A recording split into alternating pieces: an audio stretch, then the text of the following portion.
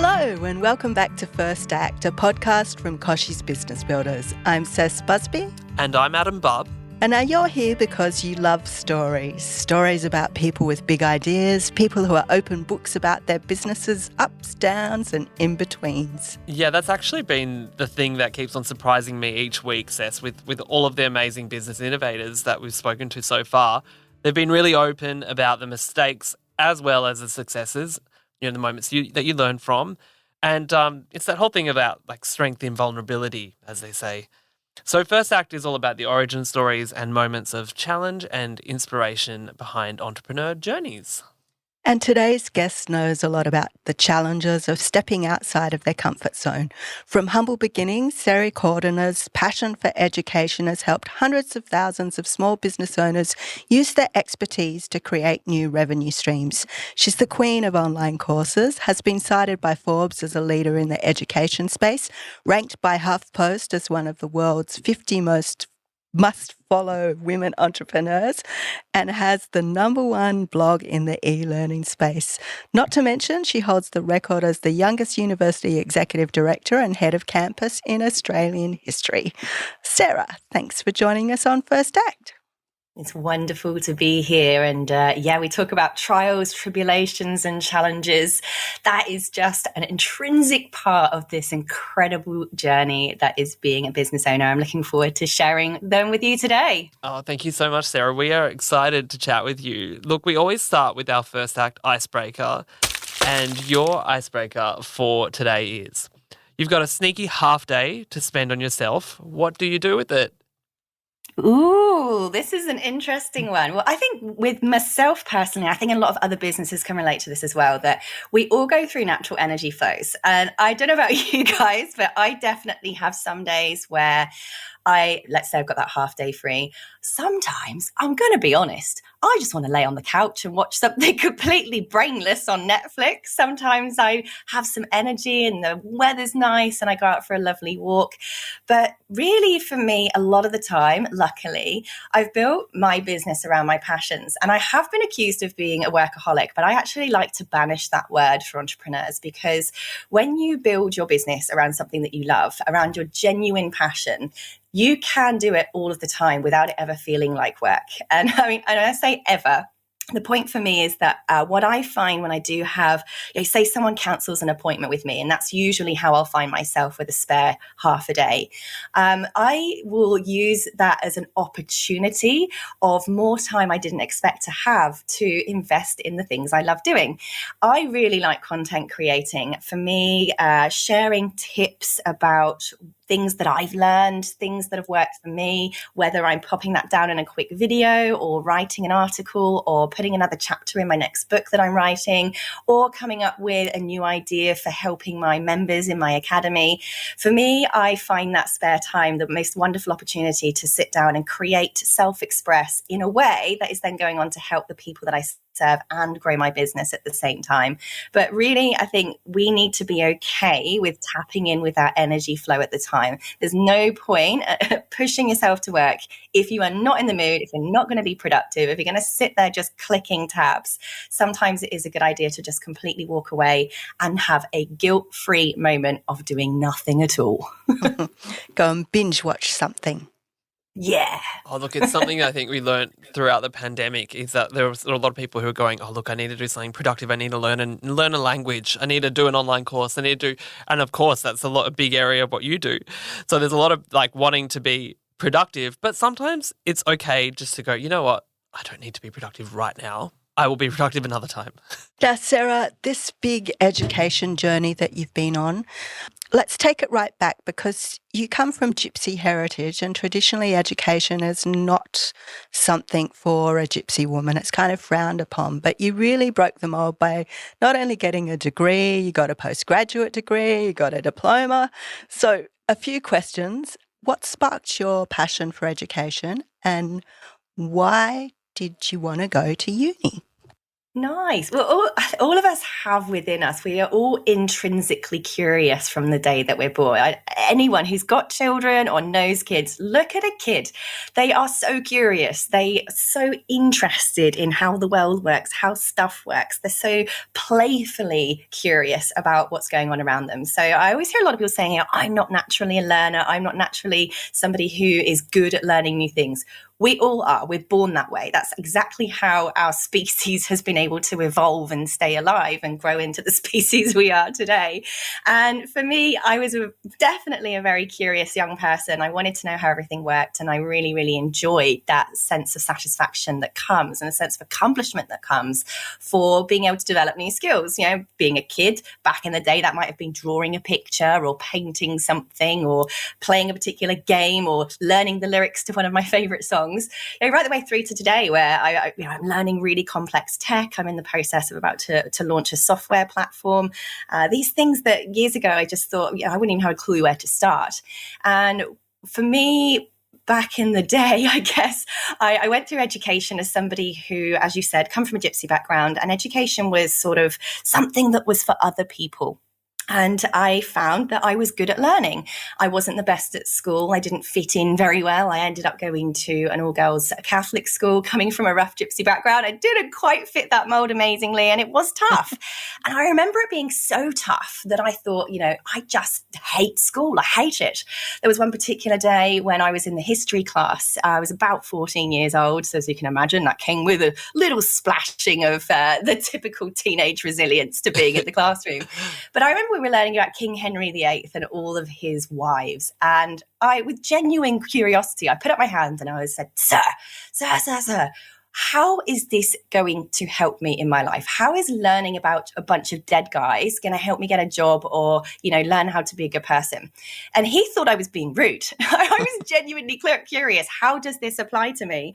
And he said, get out of my classroom, you rude, horrible child, get out. So I was just gobsmacked. I thought, well, here I was in a moment of genuine curiosity.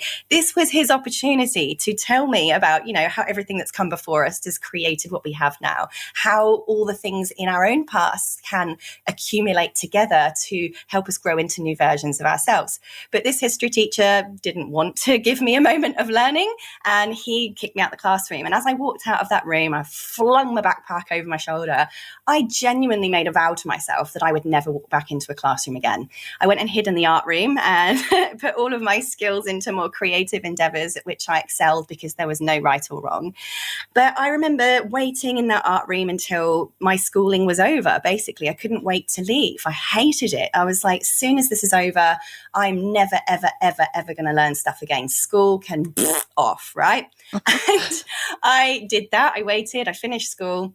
I'd been working a lot and I decided that I was going to go traveling around the world with all the money that I'd saved by doing as much as I could to avoid my academic endeavors. And when I was traveling around the world, I stopped as my very first stop in Fiji. And this was 2014 now, so we're talking a long time ago. And the first place we stayed was in this little tiny school community on a very, very small island. And it was so small that it didn't even have accommodation for tourists and backpackers back then. We literally had to sleep in the floor in the kind of community centre. And I was sat there in the evening and all the girls were preparing dinner and wrapping up fish they'd caught in banana leaves. And while we were all sort of sitting there as a community, I was listening to a CD in a Walkman, right? Back in the Walkman days. This CD precariously balanced. Was that a Discman? Yeah. A Discman maybe in those days? A Discman, that's it. My gosh, I just remember hauling around CDs, just bags of CDs, and having to change them around. Oh, and how annoying, because if you walked even a little bit fast, it would jump. You'd be like, skipping all over the place. Yes, I have this visual in my head of it right now. It's just, you've taken me back to a time. Yeah, so there I was in this, tiny little island with this Walkman headphones in my ears. And this little 10-year-old girl, and I say 10, she was about 10, she came over to me and she couldn't speak any English, but she was basically gesturing to me, what on earth is this thing? What's this device you have? And with no English, I obviously couldn't really explain to her that well. But I put it in her ears, and she just was absolutely blown away by this music coming out of this thing. And then she became quite fascinated by me and this creature that I was in her community hall. And I had next to the Walkman a book. It was one of those Lonely Planet travel guides. Any of you ever got those going away before? Little travel guide books by Lonely Planet. And we had this travel guide about Fiji open, and I was looking at which island I was going to hop to next.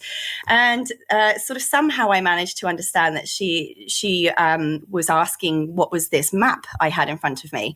So using pidgin English and loads of sign language, I basically could explain to her that this particular dot here on the map was her island. So she understood, and she sort of then pointed at it again and gestured as if to say, well, which one of them are you from? Which is your island? And so I flipped the page that went to a world map view. And again, I pointed at this little dot and I said, we're here. And then I said, and here's my country over here. And she actually, by her face, her expression, understood what I meant. And in that moment, I kind of felt like I have just shown somebody the world. And I got the impression that she didn't even know there were other islands in Fiji, let alone that there were other entire countries. And she was so excited by this. She grabbed the book and she sort of said, can I take it, in her gesturing? Off you go. And I watched her repeat the exact same process and visual physical demonstrations to all the other kids as I'd just shown her. She pointed to the tiny island on the first page and said, this is our island. And then she flipped the page and then she pointed at me and went, that one's her island. And they were all, whoa. And I just sat there watching this thinking, holy macaroni, I just showed someone the world. And on top of that, that person has now gone on and shown other people the world. I've just quite literally opened up somebody's knowledge and perception of their existence and reality in a way that they had never understood or seen before, in a way that's excited them and made them see, a whole other world they literally didn't know exist. And I sat there and went, wow, I want to do that again. I want to help people see things they didn't know were there. I want to help people understand things they didn't comprehend before. I want to give people visions about stuff they never even saw in their line of sight before. And that for me is where I became really fascinated by, well, what is learning? Because it wasn't about learning Henry VIII and how many wives he had. It wasn't about learning the chemical equation of photosynthesis. In that particular moment, I realized that learning was a lot more than memorizing facts. I realized that learning was something that, opened people up, discovered themselves in different ways and could be applied to life in so many different forms. And I became just absolutely fascinated and deeply moved by that idea that I spent the rest of my travels backpacking, not drinking and partying on the beach, but actually volunteering in schools and orphanages and just having the time of my life discovering a completely different definition of education and self-improvement. And when I returned a few months later to the UK, I'd missed the intakes for university, but I called them up and said, look, I'm really interested in teaching, but I don't know where to begin. And they said, well, unfortunately, you've missed all of the openings, but there is one place left on one program, and it starts next week, and it's education, and specifically adult education. I didn't even know that adult education was a thing, right? I thought teaching was school. And so I went, well, I have no idea what that means, but I'll see you next week. And that was it. It all just began from there. Oh my God. And while I was still at uni, I hired my university lecturer to basically come aboard as my first employee, and my education company was born. And here we are 15 years later. Sarah, that has got to be one of the greatest first act stories all in one go. I mean, you've just the way that you've distilled all of that there. But I think it goes to the fact that you are so passionate about education. Knowledge is power, and it's something that you can use and you can empower other people. And that's something that you've really seen throughout your career. In your early career, I know you spent several years working in education in the welfare sector, working with prisoners, single parents, people with drug and alcohol issues, a lot of different types of demographics. What comes to mind when you think of those days and what you've learned from that? Yeah, so this is pretty interesting. As part of my degree, we had to go off and do teacher training. So, we had to do that as part of our qualification process. So many hours in a particular classroom. And what I started discovering in this adult education sector is that there are so many pathways to it. There is prison education, and that's actually where I got my first ever teaching practice, was in an all-male Category B prison in the UK. So you can imagine this 19-year-old little bimbo walking into an all-male remand prison, where you've got everything from old mate who just had a punch up down the pub right the way through to guys who had done pretty horrific murders, all in the classroom, sitting there looking up at me as if I had the answers to life's problems. And I discovered from there this whole entire, again, different levels, definitions, environments of what education can be, how it can be done, and who it can be done for. And so while I was in the prisons, I imagined that back then, when I was 19 years old, how am I going to be able to walk into a classroom and, for instance, sit down with someone who had committed, a horrible act upon another person and, help them grow? How could I sit there and be kind and help somebody improve their life who's done something so cruel and so evil in our own ethical standards of the Western world to another person? And what I discovered when I actually walked into that classroom inside a prison was that people are still people. It doesn't matter, if we're going to be a really good educator, if we're going to be a great leader, if we're going to be a great coach or consultant, or even indeed a great friend or a great uncle or a great partner, we have to strip away the things that people have done. We have to not define people by their behaviors, by the way that they express themselves, and instead see that our role in that relationship, in that moment, is to share what we know, is to share the things that we can give them in that moment. Our role is not to change people's past or to change their behaviors. It's simply to share with them the things that we can share to, in that moment, be the best leader, educator, coach, consultant that we can. And I found that when I was in the prison service, delivering that education and training, that you can teach in any environment. You can with all of Maslow's hierarchy of needs stripped away. In a prison, nobody has all of those so-called levels of human needs met, but they could still learn. They could still self-actualize. They could still change themselves and their lives in that situation. I thought, wow, well, if I can do this inside a prison, we can do this anywhere. And that's when I stepped out into the welfare to work sector, working with long-term unemployed, single parents, those who are severely welfare dependent, and in many cases just simply would never be able to work for themselves. We were still able to create education programs around simply building their self-esteem, simply building their self-confidence, creating a parent program where simply these adults just learned how to write stories for their children and express love. Positivity can be delivered through education in so many different ways. And so, for me, that's how I've kind of gone on to expand beyond in an institution into helping people all over the world in all kinds of situations, economically and socially, from my spare bedroom, and be able to share. And I now tell people anyone can do the same, whether you've got no startup money, whether you've been given a giant grant, whether the people you're helping have no money, whether the people you're helping are high ticket rich people. You can help anyone from any circumstance you are in any circumstance that they are in, if you care enough to see them as people too. In terms of that prison experience, like those people came from the School of Hard Knocks, they had a lot of things that perhaps they could teach you as well. Like the learning was not just one-sided, although you had things to teach them in regards to life and self-esteem, etc. Yeah. What did you take away from the experience?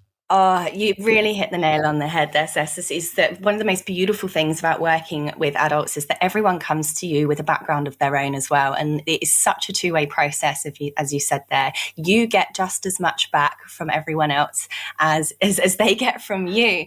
In today's world, if I just talk about where we are right now in the business space, is when you're out there creating your own courses, when you're out there coaching people, if you're out there consulting, you get so many questions questions asked back. You get people share, well, what about my situation? This is where I am. This is what's happening to me. How do I apply this in my scenario? You are able to take that return communication and actually be able to give even more back. You get to duplicate and multiply the impact that you're making by listening and hearing other people's circumstances and stories, and being able to then apply what you can share back in a much bigger and meaningful way.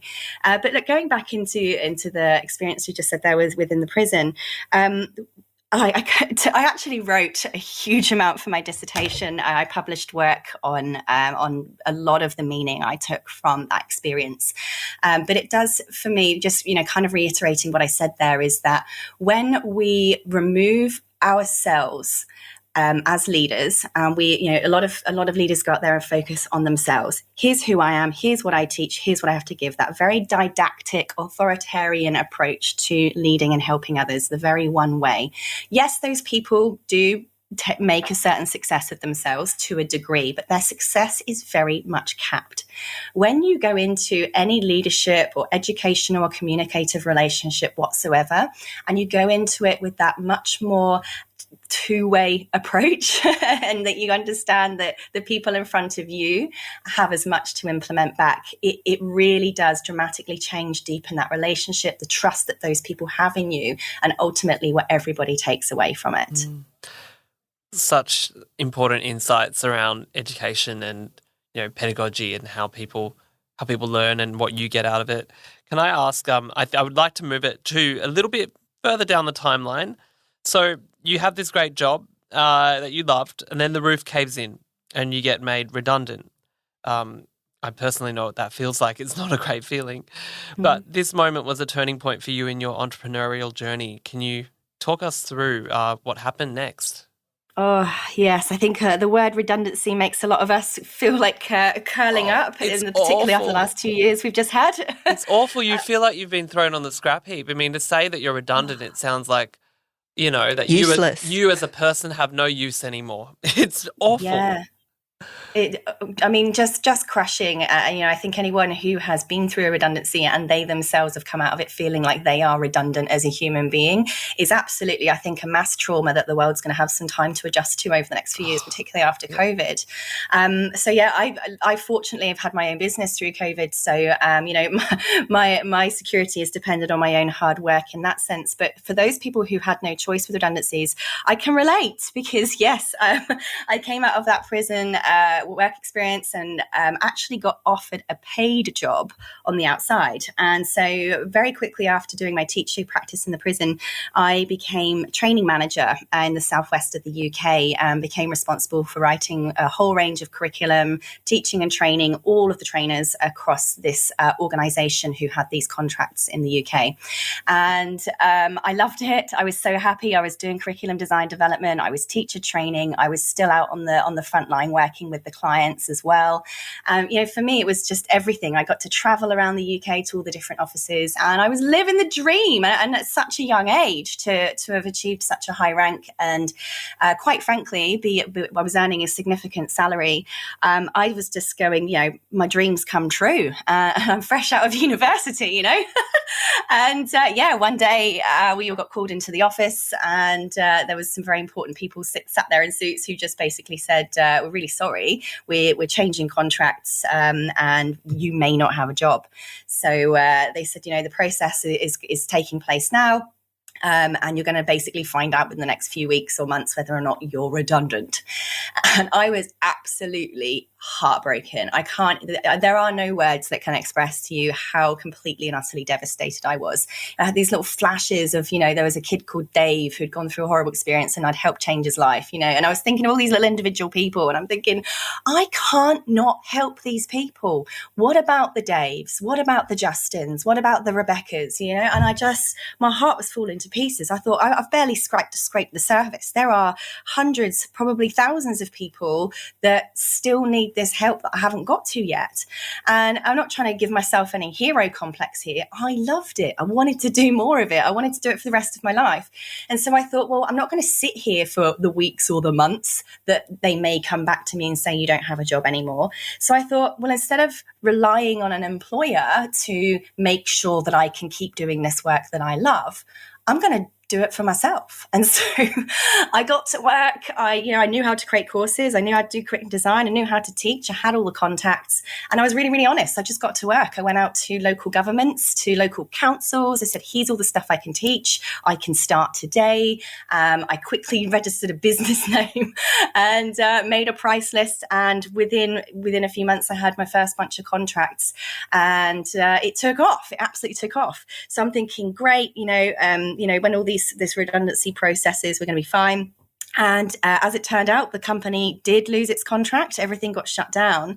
And as I was carrying my box out of the office with all of my stuff in it and tears rolling down my face, my phone rang, and I got called by the new company who had won this contract. And they said, can you come and work for us? And so it turned out that I actually ended up basically keeping the same job, albeit with a different company, and now had this business. And that's why I ended up having to employ my university lecturer, because I was like, oh my goodness, how am I going to now deliver all these contracts I've just madly won, when now I've got to go and take this job. And so I did take the job, and I had this business running behind the scenes. And it was always very funny. On a Friday, I'd meet up with my university lecturer every Friday night, and we liked to meet down the local pub, and we'd buy each other a beer. And I remember it so well. We were sat in this pub one day, and there was this old local guy sat at the bar next to us, and he said, so here then, is this your daughter then, Jeff? And Jeff said, no, actually, Jeff, by the way, was in his 60s, and he's my university lecturer. He said, well, no, actually, she's my boss. And then this bloke, he didn't believe it. He'd had a few pints. He was like, oh, that's bloody funny, that is. And me and Jeff just sat there laughing at each other, because it was just, neither of us could believe that, just a few months before, he was my lecturer teaching me everything I knew. And now here I was at the wise old age of about 20 as his employer. And it just goes to show, if you really love something and you're absolutely passionate about it, and you take just unwavering action, even if you're not sure what that action's going to be, and you're not absolutely certain if it's going to even result in anything, I do believe, gypsy woo-woo background, that the universe does in some way conspire to make that happen for you. So in the face of the biggest, hit I had in my early career, I could have sat on the couch and done day after day after day of Netflix watching and just let this circumstance take over my life and make my life something very different. I didn't. I just got up and remembered why I loved what I loved doing and why I loved doing it, and took some action. And that's, good things can only come out of that, even if they're lessons. We'll be back with more from Sarah Cordiner after this short break. We're back with Sarah Cordiner. Now, we've heard a lot about your early success in the UK, but then this strange thing happened. You fell in love with your old classmate, and you wind up in Australia, of all places. How did that happen? Why here? Why Australia? I'm a real why not person, if you hadn't figured that out already. Often people say, why didn't you do this, as if there was some strategy behind some crazy decision I've made. And actually the truth is, well, why not? It's like, there's just so many reasons, I think, why you shouldn't do something than why you should. I actually moved out to Malta, believe it or not. I was living out in Malta in the Mediterranean, beautiful place. I took my business over there and was running some European government contracts, as well as delivering training in to hotel hospitality management and to a bank over there. Absolutely loving life. And then unfortunately, my beloved grandmother fell very ill.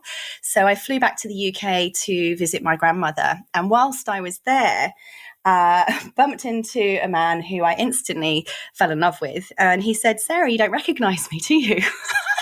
And in that instant, I realised that I was staring into the most beautiful eyes of a kid who, by the way, was written in my diary when I was 8 years old. So I've gone to primary school with. He's in my my class when we were kids. So yeah, in primary school we'd been friends, and it's so funny because I couldn't say Cordiner back then when I was 8 years old.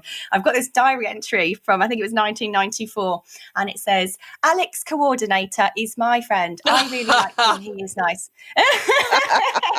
Little did I know that like 20 years later I'd marry him.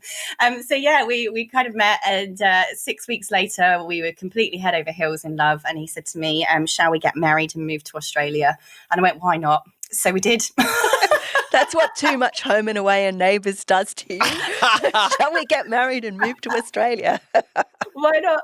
Yeah, so we sort of didn't really know how the visas would work and all of that kind of malarkey. So he had a great job, and I said, well, I'll tell you what, just so we're not being completely irresponsible, we should probably try and be a little bit sensible here. I said to him, you stay in the UK and stay working, so at least we can afford some food, and I will fly over to Australia and see if I can get a job and see if I can get a house and see if I can get a visa. So within 3 months, I jumped over on a plane. I had a bag full of bikinis in July, which, by the way, I learned wasn't the best idea ever because it does actually get cold in Australia. Surprise. I didn't realise. Yeah, and it all kicked off. I got offered an amazing job as the Western Australian training manager for the Industry Skills Council, and at the same time, got the business up and running behind the scenes, got a little house, rescued a dog, and 3 months in, I phoned my husband and I said, I think you better come out now because you're probably not going to get me out of here. So 11 years later, here we are still in Australia with an amazing life and 2 children who are now Aussies, and it's all very nice indeed. So let's cut forward a bit. You were having this wonderful time. You had a marvelous relationship, great job, but you couldn't not put your finger back in the pie. You started your own business again, and by all accounts, it was wildly successful. You had loads of employees. You had clients from the big end of town. And then in 2014, the mining crash hit in Western Australia. It all came crashing down. You're suddenly millions of dollars in debt, but instead of declaring bankruptcy or putting your business into administration, you came up with a plan. You sat at your kitchen table. You started writing some stuff down. Can you tell us what happened? Yeah, well, I don't like remembering that time very much. So things did kick off pretty well. I worked like an absolute mad person getting the business back up and running. And when I came over to Australia, it was early 2012. And anyone who knows Australia, particularly Western Australia, the mining boom was in full swing when I arrived. I mean, like literally you could just leave your house and they were putting gold nuggets in your coffee, right, in the cafe. It was just crazy. There were opportunities everywhere. And as someone who'd come from Europe, I just was like, no wonder they call this place the Golden Country. I'm not saying it came easy to me. I worked really, really hard, but it certainly was a massive eye-opener for me, just how much opportunity there was, and certainly still is in Australia. But yes, being in WA, very, very heavily focused on mining and oil and gas. Pretty much every single one of my clients were in that space. And through a whole random collection and clashing of various economic changes, political changes, there was a big crash in the mining space. A lot of people lost their jobs. You can go and check out all the news stories. Thousands and thousands of people lost their jobs in that sector, and loads of funding changed and was revoked that had been put down. And I was just a teeny tiny victim of hundreds, if not thousands, of companies that were really badly hit by that back then.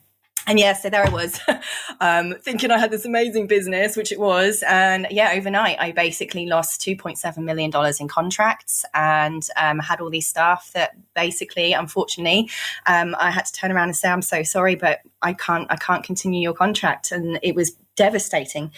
And I remember saying to my accountant, well, what do I do? I've got the leases to pay out on the offices. I've got staff redundancies to pay out. I've got, bills that now my client can't pay. That's, it was just devastating. I couldn't even sit there and put the numbers together. It made my eyes bleed just looking at the figures, just stacking up and stacking up.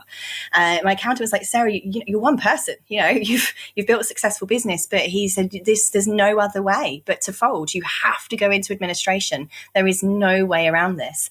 And I'm just thinking, I can't do that. I was still only a permanent resident at the time, not a citizen. I thought, well, I'm not going to be able to buy a house. I'm not going to be able to get finance on anything. There's so many things you cannot do for more than 7 years if you register any kind of bankruptcy. And I just thought, I can't do that. This is my life. This is the thing I'm passionate about. I can't be in a situation where I can't restart another company. And so I thought, I got myself into this. I've got to get myself out. So, dear accountant, I'm really sorry. I'm not going to listen to you at all. So I sat there and thought, right, I have looked at my client base. Every single dollar I've earned has come pretty much from Western Australia, or it's come from clients that I've got on a plane and physically flown to. And I therefore have a very, very, very small market. No wonder this has happened. If you're focusing on one teeny tiny market that is going to be impacted by one tiny change, you have a high risk business model, just like I did. And so I thought, well, this is completely my fault and no wonder I'm in the situation. And so I sat down and with my pen and paper, tears rolling down, probably one too many glasses of Shiraz. And I went, right, here's all the stuff I can still do. I rocked up here a few years ago with nothing. I can do this again. And I thought of all the questions that I had been answering over and over and over again when I was consulting clients, when I was flying to their offices and delivering training to their staff. I pulled all of the workbooks off of the shelf of all the courses I'd been teaching. And I thought, right, well, if people in Western Australia are going to like this stuff, find it useful and pay for it, why wouldn't people in other places in the world do it? And so I just turned on the webcam and I started answering all the questions I was answering as a consultant. I answered every single question I'd ever answered in a classroom. I took every single PowerPoint I'd been delivering in a classroom and I filmed it to the camera, just me, myself, and the lens. And I pressed publish by uploading them to a platform online and opened it up to the world instead of having it just opened up to a small handful of people who I was meeting face to face in Perth, Western Australia. And it changed everything. I went from having this tiny little local market, having a physical classroom where I couldn't fit more than 30 people in it, right to all of a sudden having a market of potentially millions, potentially billions of people. And that was it. The everything changed. And this is where, for me, my whole business model switched to going into the online platform. And interestingly, how this had never come to me before, I have no idea. And maybe this was life forcing me into the path I was meant to be in. In my degree, I specialized in online curriculum design. I'd never done it until I was forced to in this awful situation. I've become so distracted by all this money that was coming in by delivering my knowledge in one way. I realized there were so many ways of imparting that to others. And then here I was, I saved the business. I managed to pay off everything that had to be paid off and completely rescued the company. And here I am today with over 160,000 students in 181 countries. It's something that never would have been possible when I was doing business the way I was before. So now, I look back and it's probably the best thing that ever happened to me. Wow, I think a lot of people can relate to that sort of thing that over the past couple of years, especially, I think during the pandemic, the most overused word of all, and this is almost a swear word now to say pivot. But there were so many business owners that had to really pivot and go, what is it that I can do differently, now that I'm being forced into, conditions that I've never had to deal with before. And it's that whole thing of, a diamond being created, diamond in the rough. Is that the right term, or is it under pressure? Diamond under pressure. Yeah. I'm getting my metaphors all mixed up because it's all very inspiring. So my head's getting very clouded from it all. No, look, it's the diamond being made under pressure. That's really it. Lead on from that, when we talk about things that you're most proud of, obviously you've got so many people now that that you impact. But from all the accolades and all the things that you've done, the success that you've had, is there something that you're very particularly proud of that sort of stands atop the others? Yeah, you're right. There are so many things that, of course, I'm extremely proud of. Coming from a Pommy gypsy background to, under 30, becoming the most senior leader of the #1 university in Australia was something I was pretty proud of. But those things come second to what I'd say the thing I'm most proud of myself for is having courage. And this is going to sound so cheesy, it makes me actually want to vomit on my own desk just saying that. But I think the biggest thing that holds back anyone from any dream, whether it's a business owner that wants to start a business, whether it's someone that wants to become a leader in their field, whether it's someone who wants to get a job, whether it's someone who just wants to ask that person out on a date, it's usually just that overcoming that absolute terror of failure and rejection. And what if people don't like me? What if I mess it up? What if I make myself look like an idiot? What if this all goes wrong? What if I get in debt?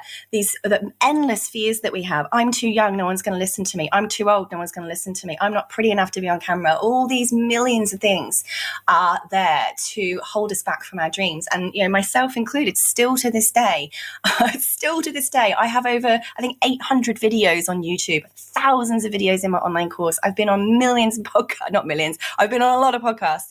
And still to this day, I can honestly say there are still things that I'm scared of. I'm still scared of people saying mean things. I'm still scared of looking like an idiot. I'm still scared of all the things that could go wrong. And getting past those has been a big thing. And one day, actually, the worst did happen to me. I was really afraid of, getting into a situation where I got trolled online or hated on, or, the haters come out when you hit a certain level. After I just had my baby, my first baby, that actually did happen. So I got this crazy stalker who went on this crazy hate campaign, and it was awful. I won't go into any of the details of it, but it was all of my fears wrapped up into one. And there was a period of time where I was like, I'm never going online again. I'm changing my name. I'm going to close all my social profiles now. People are going to say me, I don't like it, say mean things. And I was really freaked out for a little bit. I thought my life's over, my business is over. Someone said something mean to me.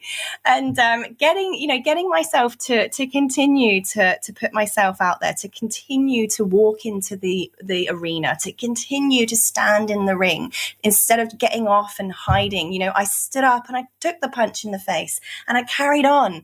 It's getting past that. Honestly, my biggest growth happened after that period passed, after I'd been courageous enough to continue to stand up and stand out. After I realized that it was part and parcel of having a public profile and sharing passionately and publicly about the thing that I love, that it's part and parcel of it. And in fact, we can't have the success without some of the darker days and the shadows that come along with it. But it would have been so easy for me to quit and give up. It would have been so easy for me to hide from that shadow, hide from the punches, hide from my own personal private fears, than it would have been to stand there, stand up, stand out, keep speaking, stay strong, and have the courage to keep on growing myself so that I could keep helping others grow. And that was a big thing for me because it was a very deep personal fear of mine. Now I've moved past it, I kind of feel I feel a lot of strength in that space, and bizarrely, a huge amount of growth came for me after that. And it was a very private affair. No one else would have even known any of this was going on. It was this private fear of mine felt like it was unraveling, and to anyone else it was invisible.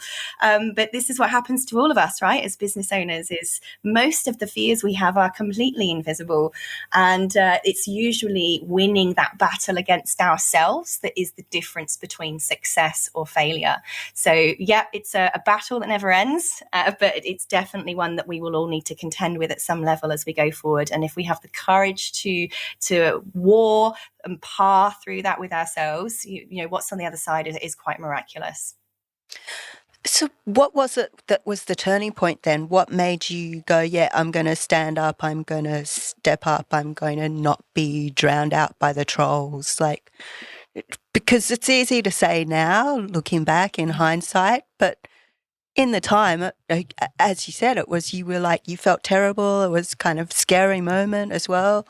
They were almost a stalker.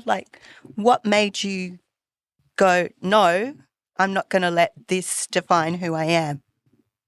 I think every business owner, entrepreneur, leader of any kind does have a little dashing of absolute defiance in their personality. I mean, hands up. How Some many? daring. That's right. Yeah, risk-taking. it's part of our nature. I think anyone who has gone out on any kind of grand pursuit of any kind or has any big dream or ambition and acted on it clearly has some kind of defiance in their soul that, no, I will do this. I will make this happen. Nothing's going to stop me. And of course, that confidence does up and down as we go through life. But this is going to sound so cheesy again, like prepare for a vomit in your cup of tea moment again, is just remembering why I was doing it. And I actually sat down, and it's when we go through any bad thing, we feel like that's the worst thing that's ever happened to us. It's so easy for in that moment when we're completely consumed by fears, by emotion, by worries, by anxiety, that we absolutely convince ourselves, right, this is the worst thing that's ever happened to me. I'm never going to be able to get through this. My life is over. This is the end of me or it or whatever it is that's caused the problem. And we forget that we have been through equally painful things before, albeit in different ways. And I remember sitting down one night, again, I was accompanied by my little friend Shiraz, right? I was there having a little sulk, feeling sorry for myself. And I thought, hang on a minute. A few years ago, I lost $2.7 million in a day, and I managed to get over that. Before that, I was made redundant, and, I made a business out of it. I remember that time when I was crying over a boyfriend that cheated on me, and I got through that okay. There was another time when this bad thing happened, and I thought that was the end of me, and I got through that.